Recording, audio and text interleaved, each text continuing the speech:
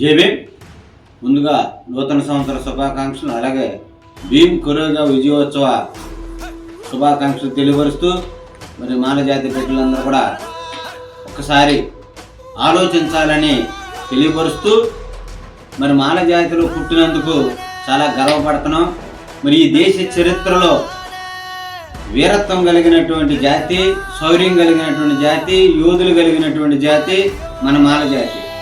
ఇలాంటి జాతిలో మనం అందరం కూడా ముందుగా ఆలోచించి భవిష్యత్తు ఏంటో చెప్పగలిగేటువంటి జాతిలో మనం పుట్టాం. అలాగే జ్ఞానోదయం కలిగినటువంటి జాతిలో మనం పుట్టాం. అలాంటి జ్ఞానవంతమైనటువంటి జాతి, అలాగే యోధు కలిగినటువంటి జాతి అయినటువంటి మాల జాతి బిడ్డలం ఈరోజు పెద్ద సవాళ్ళను ఎదుర్కోవలసిన అవసరం నేడు ఏర్పడుతుంది.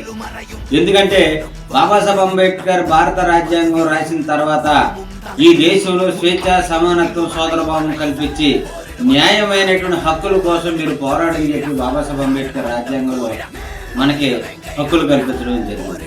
బాబాసాహెబ్ అంబేద్కర్ రాజ్యాంగం రాయకముందు మరి ఈ దేశంలో కొంత కుట్ర వ్యక్తుల ద్వారా మరి అంటరాని జాతులుగా మనం పిలువబడి అలాంటి జాతిలో మనల్ని ఇబ్బంది పెట్టి బాబాసాహెబ్ అంబేద్కర్ పుణ్యమాని మళ్ళీ మనం మనుషులుగా మానవ హక్కులు కల్పించినాడు.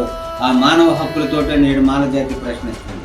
మరి చరిత్ర తీసుకున్నట్లయితే కొన్ని వేల సంవత్సరాలుగా పరిపాలించినట్టు ఈ దేశాన్ని, ఈ దేశ మూలవాసులైనటువంటి మనం కొన్ని వేల సంవత్సరాలుగా పరిపాలించినటువంటి జాతి. నేడు మరి బాబాసాహెబ్ అంబేద్కర్ కల్పించినటువంటి రిజర్వేషన్ ఏదైతే ఉందో ఆ రిజర్వేషన్ విషయంలో రాజ్యాంగ హక్కుల్ని కాలరాస్తూ రాజ్యాంగ భూమికి ఆటంకం కలిగిస్తున్న రోజులు నేడు ఏర్పడుతున్నాయి. దానికి నష్టం మాలవారికి, మిగిలిన కులాల వారు కూడా.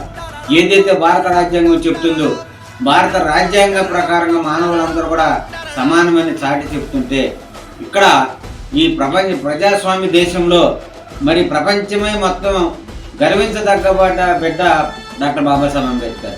ఆయన ఆలోచనని ప్రపంచం మొత్తం కొనియాడుతుంటే భారతదేశంలో కుల వ్యవస్థలో కేవలం షెడ్యూల్ క్యాస్ట్ వాళ్ళని అంటరానిగా చూసి వీళ్ళని వెనకబాటుతనంతోనే ముందు ఉంచాలని ఒక కుట్లమైనటువంటి ఆలోచనతో వాళ్ళు ప్రయాణం చేస్తున్నారు.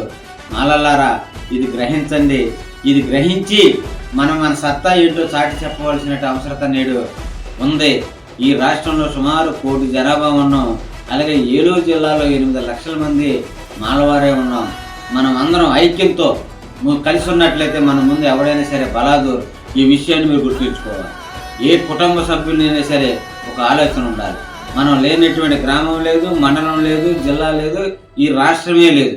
అతిపెద్ద కులమైనటువంటి మనదే ఆంధ్రప్రదేశ్లో. Single largest community in Andhra Pradesh only for Mala community. దయచేసి ఇది అర్థం చేసుకోండి. మనకు జరుగుతున్న అన్యాయంపై అంటే మాలలో చైతన్యవంతులైతే, మాలలో ఆర్థికంగా శక్తివంతులైతే రాజకీయం అనే మాస్టర్ కీని పట్టుకుంటారు. వీళ్ళు పట్టుకుంటే ఈ మాస్టర్ కీని మళ్ళీ చరిత్రలో మన వాళ్ళ పాలకులు ఎలా అయ్యారు, మళ్ళీ తిరిగి వీళ్ళ పాలకుల కింద మనం ఉండవలసిన అవసరత ఏర్పడుతుందని గ్రహించి ఈ ఎస్సీ రిజర్వేషన్ అనేది తీసుకురావడం జరిగింది.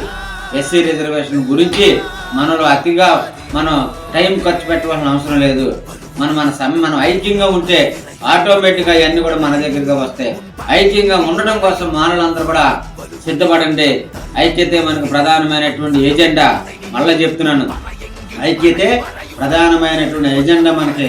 మనం అందరం కనుక ఐక్యంగా ఉన్నట్లయితే మన ముందు ఎవరైనా సరే బలాదూర్ అనే విషయాన్ని మాలలందరూ కూడా, మాల కుటుంబ సభ్యులందరూ కూడా, మాల యువకులు, మాల మహిళలు అందరూ కూడా ఆలోచించాలి.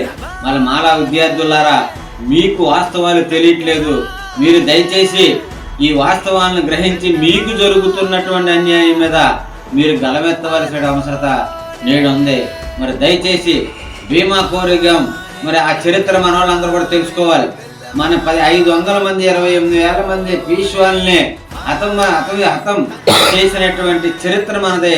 మరి దయచేసి ఈ మన చరిత్రను మనం తెలుసుకోకపోవడం వల్లనే మనం ఎదుటి యొక్క సంఖ్యల్లోకి బానిసలుగా మనం వెళ్తున్నాము. మరి దయచేసి ఇది గ్రహించండి. మాలలు ఎందులోనూ తక్కువ కాదు, ఎవరికి తక్కువ కాదు. మాల జాతి అంటేనే మేధావి గల జాతి. మాలపల్లి అంటేనే జ్ఞానవంతులైనటువంటి గ్రామం అని చరిత్ర చెప్తుంది. మరి ఈ చరిత్ర కలిగినటువంటి మాల జాతిని చైతన్యవంతులను పరుచుకుని, ఐక్యపరుచుకుని ముందుకెళ్ళవలసిన అవసరం ఉంది.